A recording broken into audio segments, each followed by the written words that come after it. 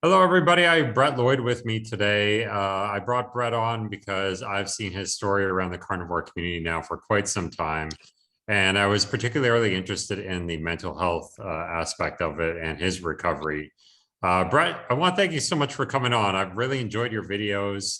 I love how you're a straight shooter and you tell it how it is. So I always love hearing your perspective on things. Well, thank you very much for having me here today, and I look forward to us having a really fun discussion. Yeah, so I was hoping you could just start by giving us a brief background. What brought you to the carnivore diet? Obviously, there's some mental health stuff going on that you've spoken about many times, but can you bring us back into that and tell us your story? Yeah, I was born into a lower middle class family. My parents had an enormous vegetable garden, but we always had plenty of meat. We literally ate the textbook version of the food pyramid, which at that time nobody knew any better. And out of the four of us, my dad passed away in 2020. After 20 plus years of type 2 diabetes. His kidneys finally failed him. He died horribly with dementia. It was very tragic that he had to go out the way he did. My mom's had a lot of health problems her whole life.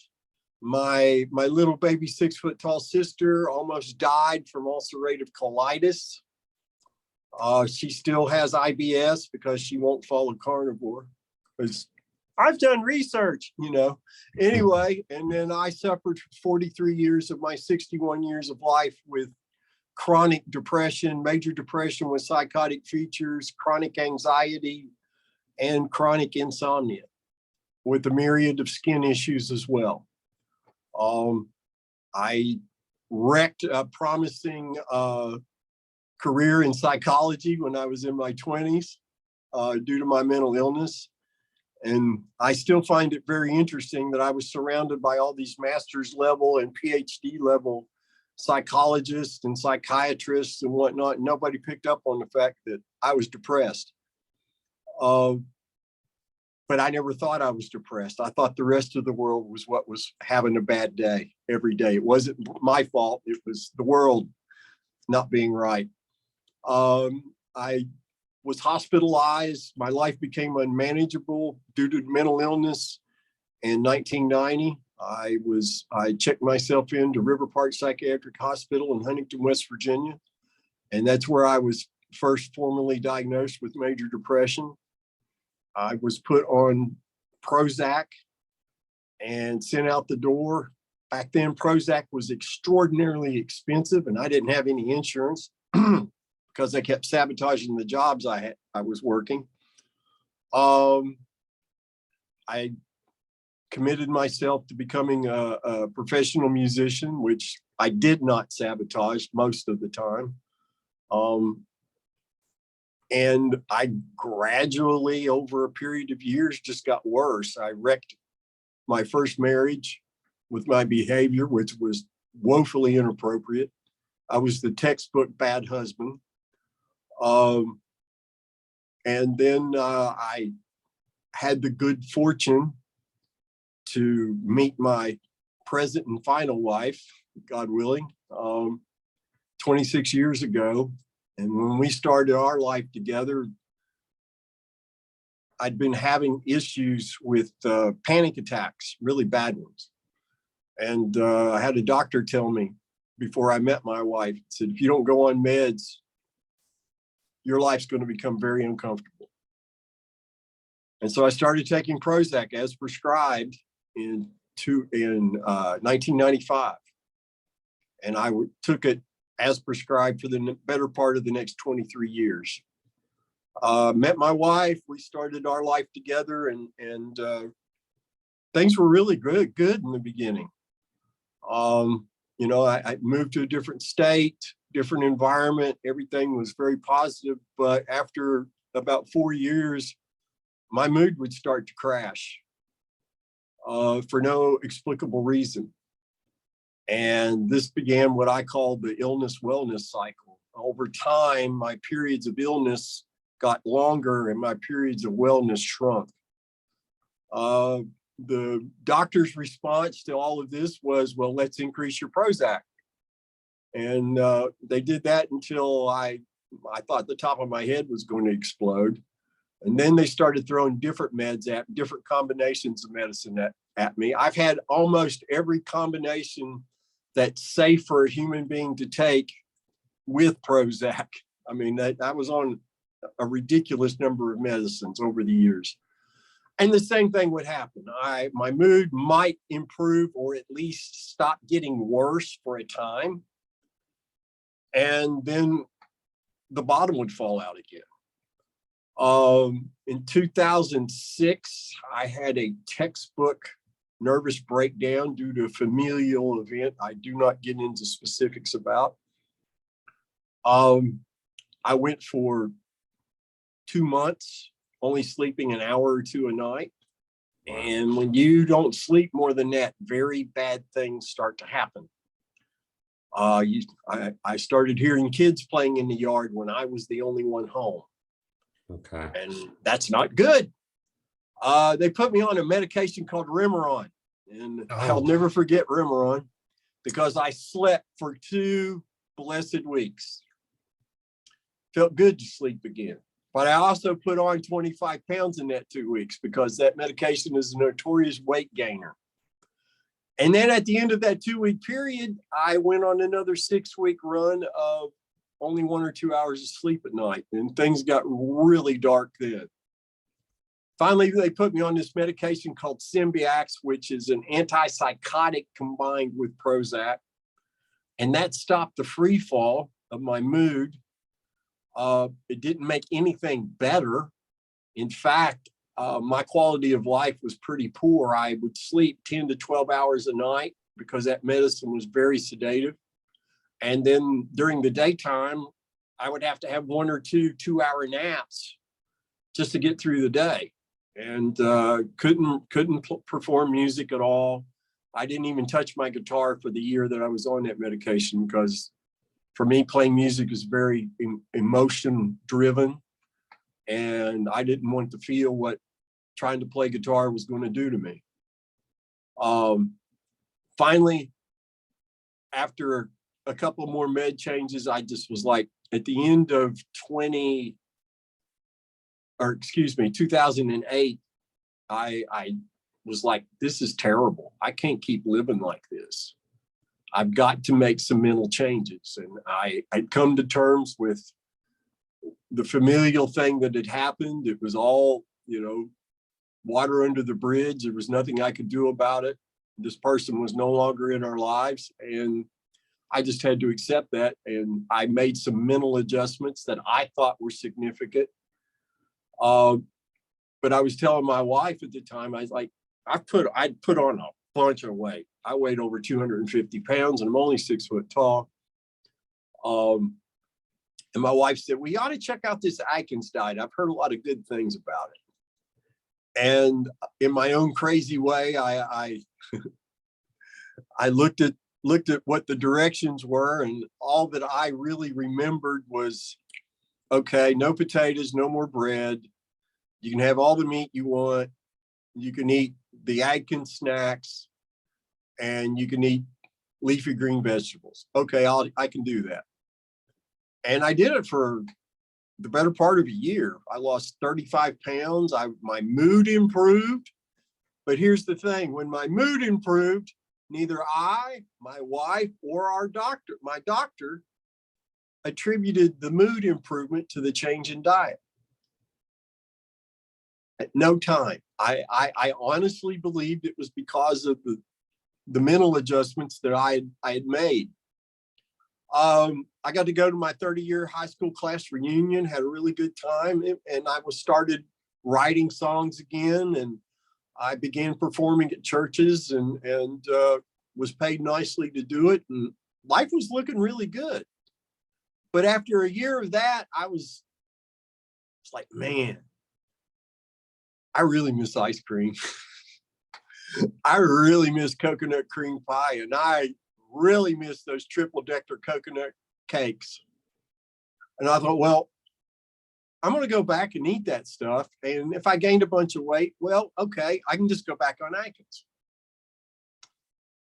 That was probably one of the worst decisions I ever made in my life. In July of 2010, I'm a thankful Catholic convert. I'm at Mass on a Sunday evening. And right before communion, I get this crazy, overwhelming mental warning that says, if you don't get out of here right now, something very bad's going to happen. And it was visceral. I mean, it literally shook me to the core of my being. And I ran out of that church. 15 minutes later, I'm curled up on my couch, bawling like a baby and have no idea why.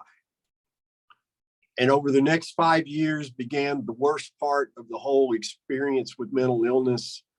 My wife's job moved to Jacksonville, Florida, where we now live. We were in the Greenville, South Carolina area for 16 years prior. And we knew nobody here, and I had no family, no friends, knew nothing. I had to go doing what I call fishing for doctors. Had one physician's assistant that almost blew the top of my head off by prescribing thyroid meds that I didn't need at that time. But I did find a nurse practitioner who seemed to understand what was going on with me. And to her credit, she gave it her best shot, but her only response was medicine. And this began a really crazy merry-go-round. I might be on 5, 6, 7 different medications at once. I had to start taking Ativan for the anxiety, which at times I would be laying on the bed, curled up around a pillow going, God, just let me have a heart attack. So this is over. I didn't really want to die, but I didn't want to feel like that anymore. I was on Seroquel, I was on Abilify, I was on Lamictal, which is actually a seizure medication that's used off-label sometimes to stabilize moods. I was on Trazodone for 8.5 years. Trazodone's another SSRI, but it's used off-label to help with insomnia. And I did sleep with Trazodone, but I woke up with a terrible drug hangover every morning for 8 years. Fast forward to January of 2015, I weighed 289 pounds.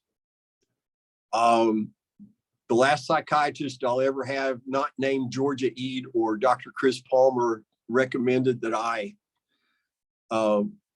get electroshock therapy and or commit myself to a long-term hospitalization.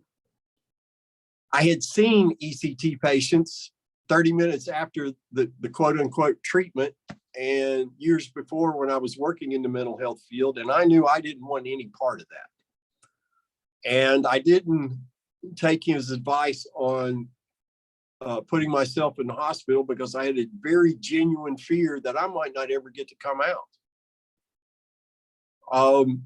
Throughout this portion, I was writing music still. I have a recording studio, and I had written some blues music that I knew I could not sing. And I'd put a Craigslist ad, and this very talented lady named Kimmy Wade answered it, and we started working together. Unfortunately, we're no longer associated, but she bears mentioning because without her, you and I are not speaking today. She's watching me disintegrate right in front of her, and she's like, have you ever thought about medical marijuana? And as a musician, cannabis was always around, but I had a bad experience with it when I was a teenager. Didn't know anything about a little bit would do you good. And, I had too much. I got lightheaded. I got sick. I passed out. And I thought, after that, I don't need that. I can drink beer and not worry about going to jail. And it just wasn't my thing. But this was around the time that Oregon and Colorado and other northwestern states were voters were implementing medical marijuana programs. And I went on YouTube, and there was some anecdotal evidence that people were experiencing symptom relief. And my wife and I talked about it, and she's like, Well, at this point, what do we have to lose? You've tried everything. I was a very compliant patient. I took my meds as prescribed. I did not miss doctor's appointments. I did the stupid workbooks. I went to therapy. I did it all. And I just got sicker and fatter.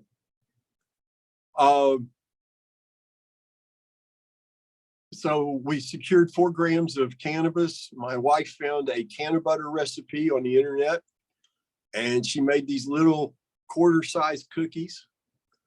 They were keto cookies. They were definitely not carnivore cookies. And man, I'll never forget.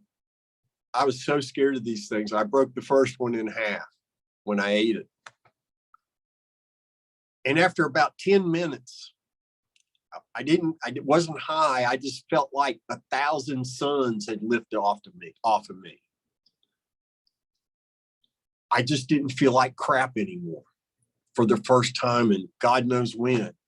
And then the high kicked in about 45 minutes later. And much to my surprise, cannabis was a much more effective medication for me in treating my symptoms than anything I had ever taken previously. My mood leveled out, the anxiety diminished to almost nothing. I could sleep at night without having to take 100 milligrams of trazodone. I met my wife that she could work. I was unemployable. I literally sat in this room in a computer chair for the better part of 10 years. Trying to write and record songs and all these things. But my wife came home that day after I had the first half of a cookie, and she's like, "Who are you?" Because I met her at the door smiling, going, "It works, it works." And my quality of life improved, but cannabis doesn't heal anything. But part of my daily routine, 420, I started jumping into that part of that kind of lifestyle. And my 420 routine was eat a cookie and watch YouTube videos. 10 days into that experience, I'm sitting on the edges of the bed and I'm putting my shoes on, and I realize my belly is in the way. And I recognized immediately, this is not good.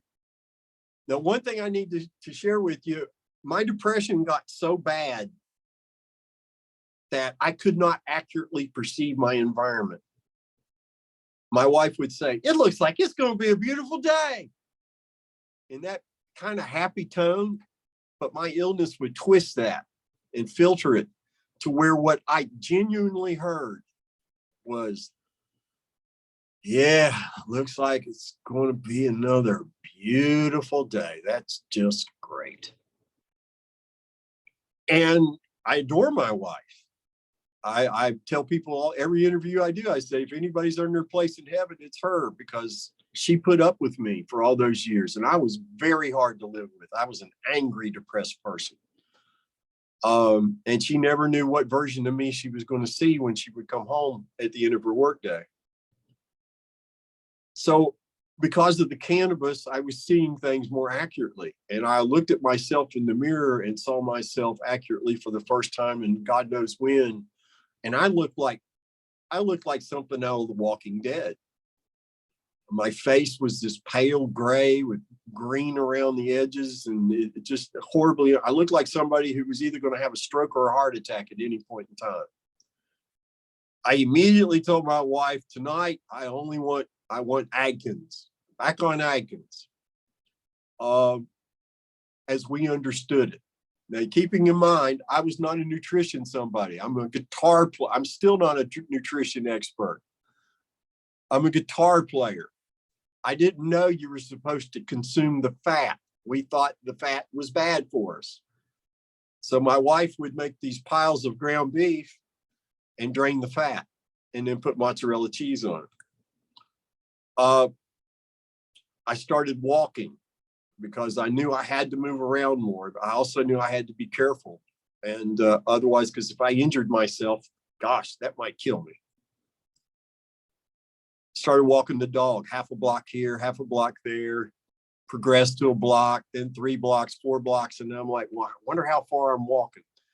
and got one of those GPS walking programs for the phone, and found out how far from the front door to a half a mile away was, started doing mile-a-day walks, and then that became 20 and 30 miles a week that I would be walking.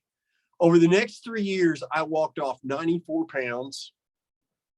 Using cannabis as the medicine, I titrated off the antipsychotics and the SSRIs, except for trazodone, in 2015. I was off all of it. By the end of 2016, I was off the Ativan, it took me like 8 months to titrate off of that.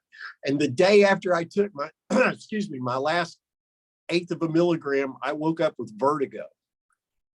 I had to deal with vertigo for like 3 months.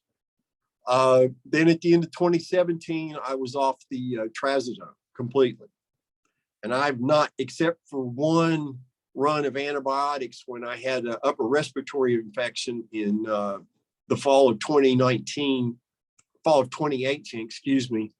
I have not had any pharmaceutical meds whatsoever. And God willing, I never will need them again. So from 2017 into May of 2018, my quality of life was better, but I still wasn't right. I was still just messed up like a football bat. I was just more pleasant to be around. The same person that recommended that I try medical marijuana messages me one day and says, oh my gosh, you got to go watch every video made by this guy called Jordan Peterson. You're going to love it. And back then, when you started searching for Jordan Peterson in the beginning, you got what I call the Jordan Peterson Destroys collection, where he would, with logic and common sense, just destroy these media people who were asking these ridiculous questions. And he rendered this one lady named Kathy Newman, a British newsreader, rendered her completely unable to speak for like 10 seconds on the air. She could not formulate a word. And all he did was look at her and smile and say, gotcha. I'll never forget that as long as I live. But so that became my 420 thing, was have a cookie, watch Jordan Peterson videos, because I loved his message. You know, how are you going to fix the world if you can't clean your room? Honesty, live it, or at least don't lie. You know, I had enormous respect for him, still do. Anyway, I saw a 30-minute cutout one day of him on Joe Rogan. I get emotional when I remember this. And he talked about how his daughter, Michaela, had figured out if she only ate meat and she only drank water, her arthritis symptoms that almost killed her and her major depression, all her symptoms went away. And how he had experienced, I had no idea he suffered from mental illness. I just thought he was really tired all the time. How he wrote at the level he did while being mentally ill just still continues to amaze me, because I wasn't good at anything when I was mentally ill. But if it's anybody but Jordan Peterson saying these things, a man I believe and continue to believe today has incredible integrity. I'm flipping the channel, because just eating meat, that's nuts. That's crazy talk. If this was such a viable option, why hadn't some doctor mentioned this to me? Out of all the psychiatrists and the nurse practitioners and other nurses, all the medical professionals that I had interacted with over the previous 15, almost 20 years at that point, nobody mentioned diet in any way, shape, or form. Their whole thing, the response to my enormous obesity, was eat less, move more. Where have we heard that before? Anyway, but Jordan Peterson's telling me this, and I have my wife watch it with me to make sure is he really saying what I think he's saying? Oh yeah, he really means it. And so I started researching, looking for the, more videos about the carnivore diet. And the very next one I found was none other than Dr. Sean Baker on Joe Rogan. And again, here you have this man with incredible integrity. He used to man one of our missile silos. He had the codes to launch a nuclear missile. They just don't let anyone do that. And then after his service there was done, he re-enlisted and went to medical school. And they sent him to Afghanistan to be a trauma surgeon. They just don't let anyone do that. You've got to be very well put together for those kinds of jobs. And I couldn't find any flaws in his logic. Then I found a talk by Amber O'Hearn, Keto Fest 2017, where she explained in a way that this guitar player could understand how, as a species, we literally came down out of the trees because we were eating meat. And I looked at my wife, I said, I have to try this. And July 16th, 2018 was day one of only eating meat and drinking water. And today is day 1528. I have not missed a day since. There have been 0 cheat days. 10 days into eating meat and drinking water, I woke up without joint pain for the first time as an adult. Now, I'd never been diagnosed as arthritic. I had what I thought was normal aches and pains of living 57 years. I was the kind of live performer that, I was a lead guitar player, and I would jump up on tables during solos, and sometimes those tables didn't cooperate and went out from under you, and you protected your instrument. You took the hit, and if you walked around with looking like a question mark for 2 days, what the hey, man, that's rock and roll. But I woke up without joint pain. I didn't expect that at all. My morning walk it was more of a skip than a walk, because I could skip like a little boy and it didn't hurt. Then on the 24th day, I'm walking, and I'd been really concerned that I didn't want to placebo myself and fool myself in that I was feeling better. And I had been feeling a lot better, but I still didn't quite trust it yet.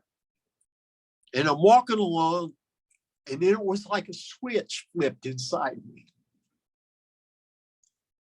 And all that rage and all that darkness and all that shadowy shit that kept me from being the human being I always wanted to be, it just disappeared. It went away, and it was replaced by a waterfall of joy that has not left me for one moment since. And that's why I do these talks. It's not because memory lane is a good place to walk down. It's because people need to know you're not broken. You're not a genetic error. It's not a character flaw. You, like I, and millions and billions of us were taught to eat things we should never, ever have put into our mouth. And we don't have to suffer. People don't have to be mentally ill forever. You don't have to take a pill for your type 2 diabetes for the rest of your life. You don't have to take pain meds for arthritis that's only getting worse, because you can eliminate it all if you just change your lifestyle and start eating human absorbable nutrition. And I thank you very much for the chance to share my story once again. See, that's why I asked you to come on, because it's honestly one of the most powerful stories I've ever heard. And I love these, look, I'm not married to Carnivore myself, but I like bringing on these success stories of people who've done Carnivore, because this is some of the people that you just would think would be incurable. They've been told there's nothing else they could do, take a pill, and there comes a time where they have nothing. They're just, their back's up against the wall, and there's nothing else to go to. It's do or die at that point. That's exactly right. I had no hope. I had no hope at all. I thought I was going to live out my days as an obese stoner, that I would never get to perform live music again. And I just, growing old did not look promising. And Yeah. now today, I'm excited about the prospect of growing old because I know I don't have to fall apart. Now, one thing that we definitely have in common, Brett, is, part of what this channel is about. I started this channel going through psychotropic drug withdrawals. Okay. So one thing that you, myself, and Jordan Peterson all have in common is that we took benzodiazepines. And actually, that was kind of the start of my downfall. And I've gone through crazy psychotropic drug withdrawals. I'm still on Cymbalta, which is a really tough one to get off of. And I'm having a hell of a time trying to get off of it. But so I just want to go back to what you were just saying before, though. Okay. So you're mentioning that first off, you dealt with this for what, 43 years, the mental health problems? Exactly. Yeah. Now, that must have taken quite a toll on your physical health, aside from just the obesity and everything that goes along with that. But did you have a lot of physical problems on top of that? I was beginning to have a lot of joint pain. Okay. I had a bad shoulder that I honestly thought the shoulder would have to be replaced in order for the pain to go away. My left hip started to hurt really bad. And I thought, well, I'd had a friend of mine I'd grown up with, who was also obese, and he had one replaced. And I knew we didn't have the money for that. And I'm like, geez, I'm literally disintegrating here. But eating meat and drinking water took care of all of that. I have full motion of everything. I used to not be able to raise my arm up past my chest. And walking was very painful. Laying on my left side, the hip would hurt. If I laid on my right side, the shoulder would hurt. It was not pretty at all. Okay. And so a lot of people, one thing that's amazed me about your story is that when you decided to go carnivore, that was it, right? You just went on carnivore and you never cheated since. I think that the hardest thing for most people is having that discipline. And I know that you do this as part of your coaching, and you know better than anyone that people get very addicted to sugar. And for a lot of people, including myself, it's very hard to break that addiction. Yeah, I didn't think about being a sugar addict until after I lost my symptoms. Right. And then I'm like, holy crap. I was a devout sugar addict. Had no clue, because I never was somebody that when I would get upset, I didn't run to food. I would take 2 Ativan and go sleep it off. That was when I would get upset. That's what I would do. I was never somebody who used food for comfort. Right. Okay. So maybe that's why in your case you had a bit of an easier time. Do you have any advice for people? I know that there's a lot of people who are struggling, but maybe they haven't hit that rock bottom yet, where they're just like, they're having a hard time just committing to it, and they can't go strict. And I think that with this diet, you really do have to go strict. You can't have like a little bit of honey here and there. You can't have a little bit of, birthday cake or whatever. It's all or nothing, right? Do you have any advice for people trying to make that leap? Well, I can't speak for other people so much. I've seen a lot of things in my coaching. I know I only coach from my experience. And when my symptoms went away, that right there cemented my belief in the carnivore way of the carnivore lifestyle. And sanity is my most prized earthly possession. Without my sanity, I have no quality of life, and neither does my wife. So there's no, I decided, I set these boundaries that morning. There's no taste, there's no texture, there's no social setting worth me putting my sanity at risk. Ever. I don't miss any of that. And that's why one of the first questions I ask new clients, are you sick and tired of being sick and tired yet? If the answer is no, I look them right in the eye and say, well, maybe you ought to go do keto for a while. Because this requires 100% compliance with the directions. And the directions aren't complicated. It's really only eat when you're hungry. When you're hungry, only eat meat until you're not another bite full. Only eat the meat you crave, that you can afford, and under no circumstance do you put any form of sweet taste into your mouth. That's it. And I didn't come up with those. I learned those directions from the Zeroing In on Health group on Facebook. Kelly Hogan, Charles Washington, Dr. Lisa Wiedemann, those folks is who I learned that from. And that's all I've done. That's all I still do today, is follow those directions. Now, since then, I and some others, formerly with MeatRx, but now it's Rivero Health, we added, I call it the 0.5 at the end of that says you got to be patient, you have to trust the process, and you have to trust your body, which are all valid things to share with people. Because if you're not doing those things, then no matter how compliant you are with the other 4 main directions, it's not going to work well for you. If you don't believe you're going to get better, you most certainly will not get better. Yeah. Yeah. There has to be that mindset component in there as well. And you have to have some trust in the process, right?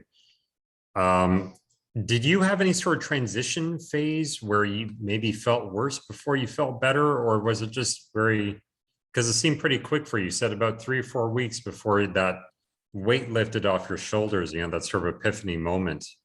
Well, I had been very low carb for 2 years. Okay. Before I started Carnivore. And in my mind, that's the only reason that I was able to heal as quickly as I did. It still took 6 months for the anxiety to be kicked to the curb completely. And it took me 10 months total to lose the insomnia altogether. So the depression part and the joint pain part happened very quickly. The other 2 issues took a while. And that's something I also have to convey to people, because a lot of folks see the other interviews I've done but you healed in 24 days. Well, yes, I did, but there's a reason why I healed quickly. Right. And that's very atypical. It's not the normal thing. I don't see many other people. I've actually only seen a couple of people heal, eliminate their depression that quickly before. Yeah. But it takes a lot of people several months. Some people, it takes a couple of years, because our physiology is all specific and unique to us. Yeah. It's not a one size fits all paradigm. Exactly. And you'd been very low carb for 2 years before that. So your body had shifted. So I just like to make that clear to people, because a lot of people might say, well, I'll give Carnivore a couple of weeks and they don't feel any different. In fact, sometimes they feel worse because they're transitioning, and they'd be like, oh, screw Carnivore, it made me feel worse. And, they come back to me and they they're angry at me. And, I've run into that more times than I like to remember. And it's because people go into it with unrealistic expectations. Yeah. And they don't listen to all, every coaching client I ever have, I talk about the fact you're going to go through a transitional period.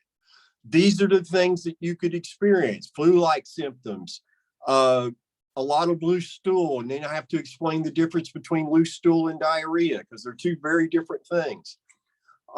Your energy might drop down to almost nothing. You're going to feel like maybe you've got the flu, but this is temporary. This passes. For most people, it's just 2 to 3 weeks, and that's over with. And then their body starts burning their own fat for energy. And that's when the healing really starts to take off. It's hard for people. The only people I've run across who truly appreciate that are the very severely depressed, severely anxious, who are literally on the verge of killing themselves. And then you give them this light of hope. And, you know, just like if Jordan Peterson had told me, you know, if you eat 3 pieces of gravel a day, your depression will go away. You can bet your bottom dollar. At that time, I would have tried it, because I had no hope, none. And that's a horrible place to be. But if you're sick and tired of being sick and tired, then you're apt to commit to whatever is offering you a chance at not feeling so awful anymore. Yeah, I know I've been there many times in my life before as well. And I'm a big fan of Jordan Peterson's. Another person I'm a big fan of is Bart K. And I saw you on his channel. I think it was fairly recently.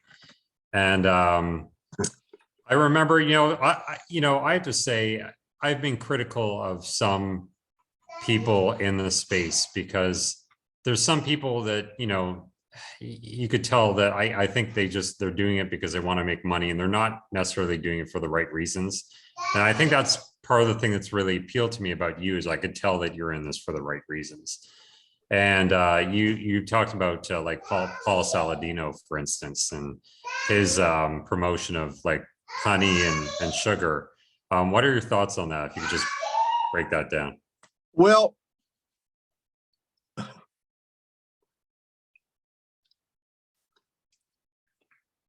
sugar is inflammatory yesterday. It's inflammatory today. It's inflammatory tomorrow.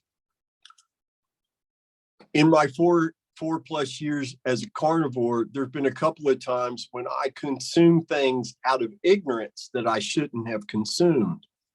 One instance is my wife and I was 6 weeks carnivore, symptom-free, life's looking good. And we go to this grocery store, and there's these mints. I was a mint addict. I was a serious Altoid junkie. Loved at that time the taste of spearmint above all else. And there were these little tin of mints, and on the label it said 0 carbs, no sugar. And I was like, well, that's me. Let's get these and see, give it a try. My wife was like, okay, it's probably going to be okay. These mints, man, were like half the size of a dime. They were very small. Put one in my mouth. From the cash register to the car, my behavior started deteriorating. Before my wife drove us out of the parking lot, she's saying, "You're not being very nice to me, and you sound just like you used to."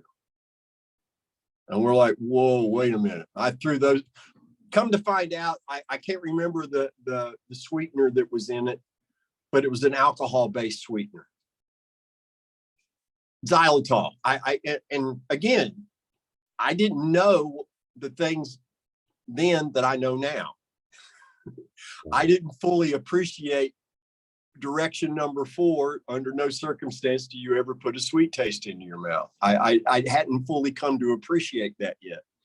But that was an eye-opening experience. And then there was the time about a year and a half after that, we're at a Brazilian restaurant, Fogo de Chao, and treating ourselves, looking forward to this enormous meat feast. And they had, they got the salad bar, and we just kind of walked through salad bars to laugh at it. But here was this plate full of a mountain of some of the most beautiful bacon I'd ever laid eyes on. And people who follow me on Instagram know I only eat lean ground beef and bacon. I love bacon. And there were no labels. There were nothing. It was just a big pile of bacon. So I got me a plate and put a bunch of that bacon on, shoved some of that into my mouth, and I almost gagged because it had been based. It had brown sugar on it. And the rest of that evening and most of the next day, I was extremely disagreeable. I could not stop being infuriated, no matter what the issue was. I was just angry for like the next 48 hours, not at the company, but I was just, part of my symptoms started to say, hey, here's what happens when you put sugar in your mouth, Brett. You like it? And so now we only go out and eat at certain places where we know, like the Longhorn steak restaurant, that you can get a steak there and not have to worry about it having garbage in it. But I mean, that's how quickly things would happen to me. If I consumed a spoonful of sugar right now, I have no doubt that before the sun went down, I'd be in a locked psych unit. So you're saying even from something as small as like a couple mints with xylitol would set you off? Oh, hardcore, dangerously so. It was very scary once I realized what had almost happened and thought about what could have happened. So when you talk about with mental illness, people who suffer from depression, your brain's on fire. It's severely inflamed. And then inflammation starts in your gut. And once you learn that, then the thought of a physician who actually has interviewed me before, Paul Saladino interviewed me. He was either the second person to interview me or the third. I can never remember the order of that. But I remember at the time, he was a very good carnivore advocate. And I was very impressed with him. But then these past few years, he started to advocate the use of consumption of honey and 100 milligrams or 100 grams of carbs every day. And I'm just like, you've got to know better than that, because mentally ill people, and I've had coaching clients come to me saying, you're not one of those who encourages people to eat honey, are you? And I just, I want to fight him and put him in timeout, because that harms people. Mentally ill people are harmed when they consume sugar. It's not dogma, it's what happens. You know, now Paul Saladino is a grown man. It's not my responsibility to tell him what he should or should not eat. But for God's sake, man, quit giving people advice that hurts them. And that was why I went on to Bart's channel to talk about that, because I had just had another client recently at that time come to me with these concerns and talked about how much agony they had suffered because they had taken his advice. And, you know, if you're suffering from mental illness, sugar is always dangerous. It will always be dangerous. And you have to accept that. Otherwise, you're going to perhaps lose your symptoms only to regain them. And one of the things that I impress upon people, because I've seen this happen before, I know a young lady who in less than 30 days eliminated her severe life. She was in her 20s, eliminated her depression and her anxiety, eating meat, drinking water. But she planned on the 31st day to eat sugar because she wanted to see what would happen. And I remember watching, the lady made a video about eating the sugar. And I just thought, and I tried really hard, please don't do that to yourself. And the poor person has not been well since, to my knowledge. And that was over 3 years ago. Wow. So sugar is, 1 grain of sugar slightly damages all the mitochondria in our body. What more do you need to know? It's amazing that you say that, Brett, because I was actually one of those people when I first started carnivore that listened to Paul Saladino, and I decided to say, well, why don't I give honey a try? You know, because I still had that sugar addiction. I thought, to me, this was my way out of that.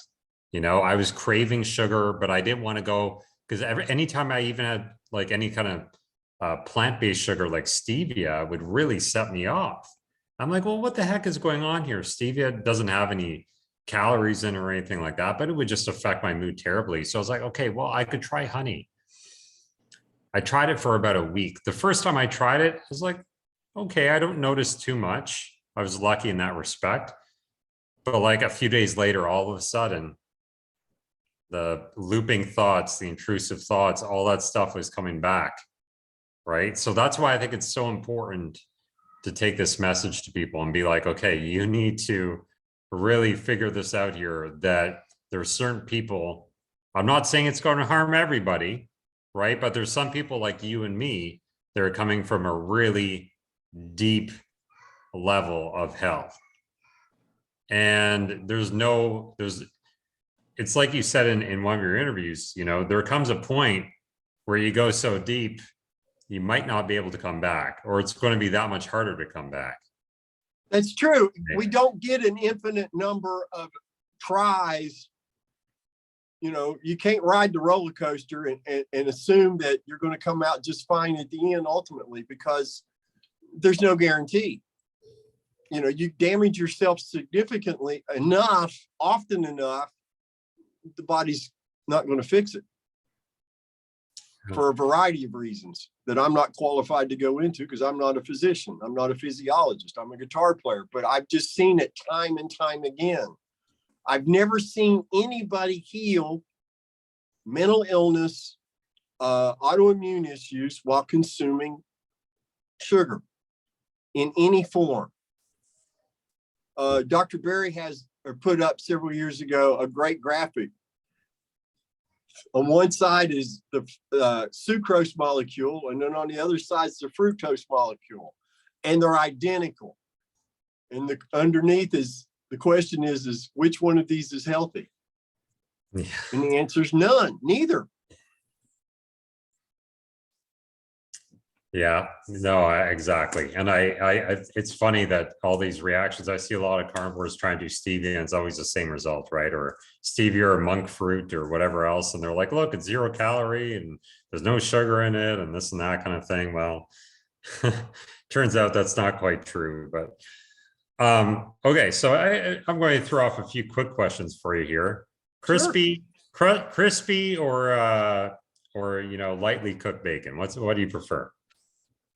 I like it in the middle of what you just described. I don't like, I like it cooked, but I use an air fryer. Use an air fryer. Oh, that's interesting. Oh, yeah, I get perfect bacon every time, every meal, every day. In the beginning, when I started Carnivore, I wanted to succeed. And as I was researching how to do this successfully and reading the material at Zeroing In on Health, it became clear to me that one of the biggest complaints that people had in the beginning when they started this way of eating was getting bored with only eating one kind of meat. And bacon was never my favorite meat. It's still really not. Well, now it might be. It's tied for first with lean ground beef. But at that time, I thought about, there'd never been bacon on my plate that I didn't enjoy the meal. So I decided then I would always have 2 types of meat, and one of them would always be bacon. And that has worked beautifully for me. That's why to this day, lean ground beef and bacon's all I crave. And until my body tells me to do otherwise, that's all I'm really going to ever eat. That sounds like heaven. Do you eat other kinds of meat? Like, do you eat like chicken or fish or? No, to me, I'll eat chicken again when all the cows are dead. Chicken to me, I used to love chicken when I was, you know, fried in garbage oil and all those kinds of things. I loved fried chicken, but now it has no appeal for me whatsoever. I ate a lot of seafood before Carnivore. And now seafood, I would probably eat seafood before I would eat chicken. Okay. Is it just a taste thing? You just don't feel like it? It's not satisfying. Okay. That's the key part of this is if it's satisfying, that means my body is getting everything it needs from what I'm putting in my mouth. If it's not satisfying, that's my body's way of telling me you didn't get all of what you needed. Yeah. Do you have a set amount of meals per day, or you just eat when you're hungry? I only eat when I'm hungry. I currently get hungry 3 times a day if I've been really physically active. I'm a performing musician. Lots of times I have to feast early because I'm traveling when I would normally be eating my dinner. So I eat early, and then after the gig, when I get home, in many cases, I'm ravenous and I'm ready to, I'll fix some bacon and have a fourth final meal of bacon before I go to bed. But usually 3 meals a day. I'm up at 4 a.m. and I'm cooking by 4:15. By 5 o'clock, I finished my breakfast. I start getting hungry again around 10:30 in the morning. So that's when I have my lunch as a rule. And then dinner is always, we start cooking at 5 o'clock, my wife and I. And she's also carnivore. She waited till after I'd finished 30 days, and when I didn't die, she's like, well, I guess I better try this. She eliminated osteoarthritis from both her shoulders and her hands, eating meat and drinking water. But she eats very differently than I do. She has a different set of nutritional requirements as a woman. There's the hormonal differences, et cetera. And so she eats a lot of seafood. She eats a lot of chicken. Now, she also eats ground beef and bacon. She'll eat steak and bacon. But she eats a wider variety. And once or twice a month, she'll crave liver. And that's when I fire up the incense, because the smell of liver cooking to me is like body odor now. It's Oh repulsive. man, I love liver. Oh, I love liver. I love it. You can have my share for the rest of my days, my friend. I just don't crave it at all. It's like I tried it. At Paul Saladino's advice when he interviewed me. He's like, you need to eat nose to tail. And I always thought, I don't think a nose is going to taste very good. But I tried to eat liver. I really made an effort at it. But, it just felt like I stuck a really dead thing in my mouth every time I did that. It was just very unsatisfying. And I decided when I crave liver, I'll eat liver, but not one moment before. I think the thing is with me and liver, part of the reason why I like it, and I feel almost ashamed to admit this, but is that it does have a bit of a sweeter taste compared to other meats. It has a bit of that sweet component. So to me, it's like almost fueling that addiction to some point, but I could still feel good about it to some degree. But when I learned that you could get, vitamin A toxicity from eating too much liver, because I was just downing it almost every day, I was like, okay, I'm going to put the brakes on this. Yeah, I remember a few years ago, Kelly Hogan did an experiment where she ate liver every day, every other day. I can't remember her frequency, but she felt it didn't make her feel, it made her feel bad. Yeah, same here. I eat it once every week or so. I'll eat a little bit, but who's your favorite carnivore to watch or listen to?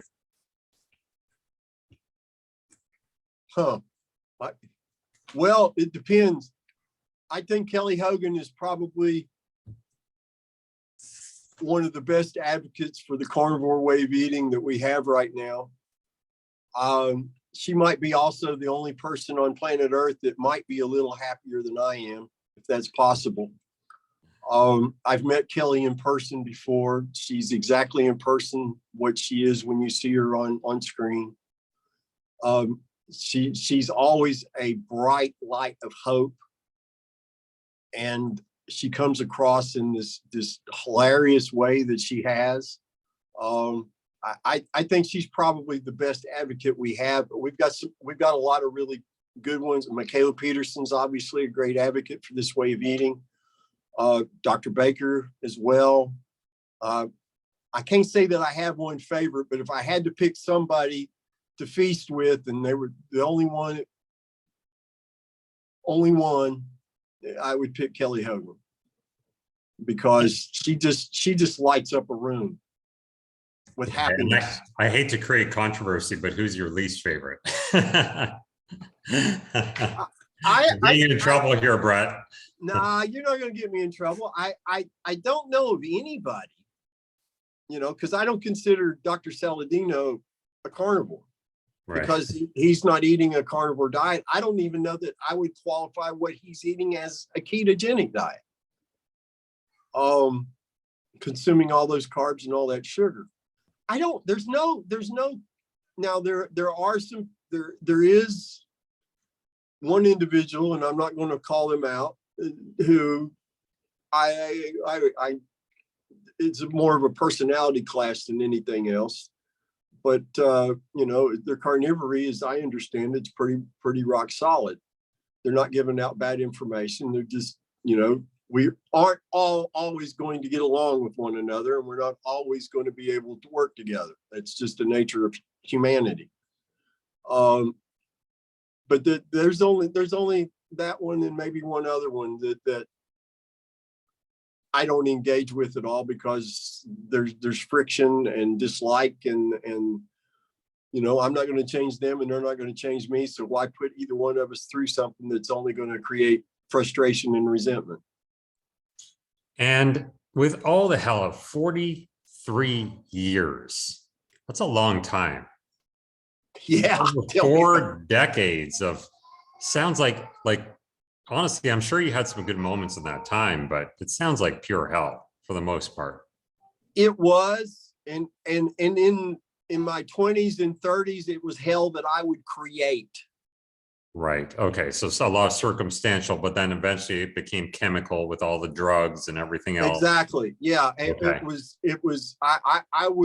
I sabotaged a promising career in psychology. Right. And so after all that, if you could take a time machine and go back, would you do it and say, I don't want to have ever had to go through all this? You'd be a much different person than you are right now. But would you take that time machine back? And there's no right or wrong answer to that. I only if I could take the knowledge of the carnivore way of eating with me. Yeah. That's the only way I would go back. I mean, I was voted class grouch in my senior superlatives. I started experiencing sleep disruptions at age 15. I was hit by a car when I was 11, and my parents told me years later that before the accident, I was the happiest, most cheerful kid to be around. And then after that, I turned to this angry, dark thing. And, you know, I couldn't, if you wanted to tease me, you better be ready to fight, because I couldn't stand it. I couldn't tolerate it. I couldn't process. I couldn't take a joke.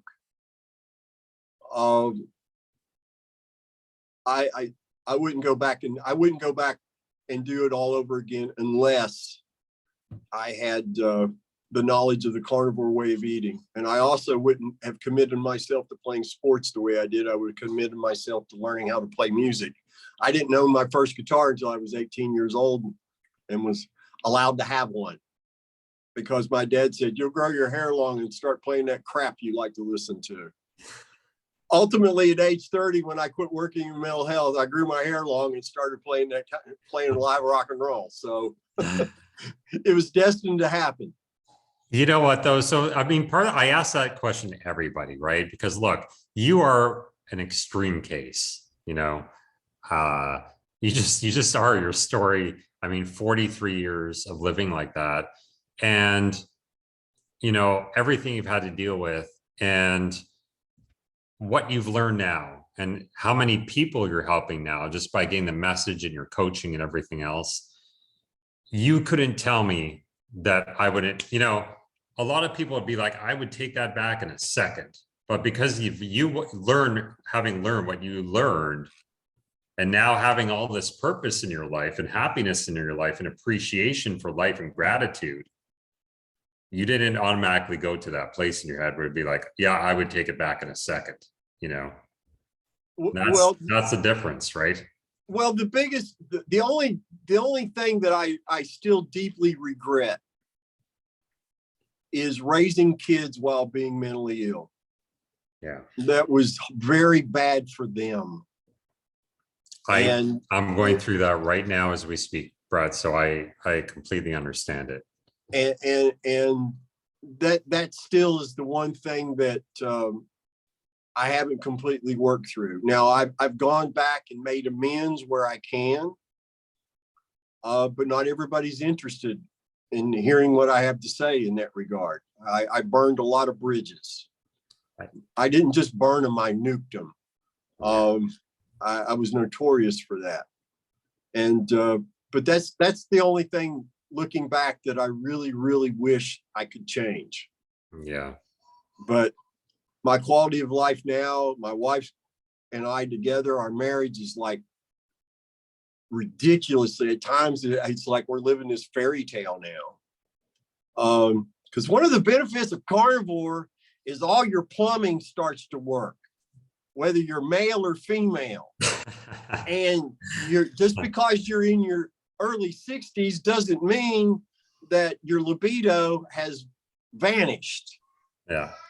And we used to talk about this before carnivore, about how neither one of us were looking forward to getting older. And now we're like, we're going to be having more fun than 90% of the people in our age group. Yeah. Because of the way we eat and our lifestyle. It's amazing, like I feel so connected to your story, because I have a 1-year-old and a 3-year-old, and dealing with the medication I'm on now and everything. I'm going through a lot of that stuff, and it's very, very hard for me to deal with this. And I am angry, and I have loss of patience, and I have the anxiety and depression, all that. So, well, your story really speaks to me. That's exactly why I want to have you on. Scott, if I may. Yeah. I can't let you say that and not comment on it. I would very much encourage you. Let me be your coach if necessary. I would encourage you to go on the carnivore way of eating, because you deserve to experience the same level of effortless daily happiness that I and many others do. And your children deserve the best possible father they can ever have. And as long as you're suffering from mental illness symptoms, no matter how much you love them, I loved all my kids in the core of my being, but I was a horrible dad. Now, I'm not suggesting that you're going to be a horrible dad, but your odds of you being the best dad possible explode upward. Yeah. I know. If you're symptom-free. And that's the only reason I mention that, because you deserve to experience the same kind of joy I do every day. You deserve no less. Yeah. And your kids deserve to see their dad being that happy to see them. Yeah. And I really hope by you saying that, I know you're speaking to me, but there's a lot of people that watch my channel. They're in the exact same boat as me, and we're in the exact same boat as you. And that's why I really feel like you guys needed to hear Brett's story, because it's really powerful. And this is somebody who has a second chance, and all of you guys do too. All of you guys do too. We could all get there. We could all get to where Brett is. Brett, I have to finish off a couple more questions just because I'm interested in your life. Sure. Favorite band? From what era? From any era. Well, the era that I grew up in, my favorite band was Rush. In the 1990s, I discovered in Europe a lot of bands that you never heard of over here, thanks to the internet. Bands like Nightwish, Blind Guardian. I became very enamored, and still am, with female-fronted symphonic rock bands. Blind Guardian's probably the best European band I've ever heard. I had the good fortune to see them live in Asheville, North Carolina, before we moved to Jacksonville. So I would put Rush from the era that I grew up in, the 70s, and Blind Guardian today, I think, are probably the two best bands that I ever had the privilege of listening to. Blind Guardian was one of those bands that I never even tried to sit down and figure out what they were doing guitar-wise, because their musicianship was so beyond anything I could ever come up with. I couldn't even process in my head. Of course, I was sick then. But even today, I could probably figure it out, but it would not sound anything like what they do. So those would be my two favorite. And then, the Nightwish, that had Tarja Turzin, probably my favorite female vocalist on the planet, with Floor Hansen being a close second behind her. Those are my favorites, and probably always will be. I play a lot of blues and stuff now, and I'm a big Joe Bonamassa fan. I hope that answers your question. Well, as a good Canadian, I have to say I'm also a Rush fan. I met Geddy Lee once, actually. I actually had tickets. A friend of mine had tickets to go backstage. It was actually Sean Lennon, like John Lennon's son was playing, and with forget the guy, what band it was, but another famous guy he was playing with. And this was in Toronto, home of Rush, pretty much. Yep. And who walks in backstage? Geddy Lee. And he came up on stage with them after. I met him. I met everybody. I shook his hand. I was just like, oh my God, like, I can't believe I'm shaking your hand. In Canada, they're gods, right? And then he came up on stage and they just played Beatles songs for half an hour. Amazing night. 2112 had an enormous impact on me. Their very first album, I heard Working Man and Finding My Way on an album rock station. It blew my mind. And then a cousin of mine brought the Fly By Night album and I heard the song Anthem, and it changed everything for me. It just ruined me for everybody else in existence at that time. Neil Peart's drumming, Geddy's voice. I loved it when he screamed. I loved that. That felt so good to me. And Alex Lifeson just beyond brilliant. And it was interesting. A couple of years ago, I'm watching a live Rush video on YouTube, and my wife's in there, and Alex Lifeson's tearing up some solo or whatnot, and she looks at the screen and then looks back at me and she says, "Now I know why you play that stuff the way you do." And it wasn't that I've ever sat down to copy him, but he was an incredible influence on my guitar playing. And my wife doesn't particularly care for 1,000 notes in a couple of measures, but Alex made it work. And then Xanadu, I think, is one of the most beautiful songs humans will ever record. Yeah. That really, I get choked up just thinking about it now. Wow. Had a huge impact upon me. Still does. I have to be careful when I listen to it, because I can literally just turn into it's not sadness, it's weeping with joy, because it's such a beautifully put together piece of music. And when you hear the synthesizer in the chorus, it's just to me, that's heavenly. Yeah. From the way you talk, it just comes across with everything you say that you just have such an appreciation and passion for life now. And it's so amazing. Brett, I do have to let you go because my daughter is calling up for me, but I just want to thank you so much for coming out. I'd love to have you on again. And I really, honestly, I think a lot of people are going to take your story to heart, and it really means a lot to me that you came on and chatted. Scott, whenever you want to talk to me to come on and speak to you and your audience, all you got to do is ask. I'm always willing and ready to go and share what I've been so fortunate to learn and experience. And I've enjoyed this conversation immensely, and I can't wait. I'm really happy you said that, because I can't wait to the next one. Thanks a lot, man. I appreciate it. Be good to yourself. You too. Bye-bye.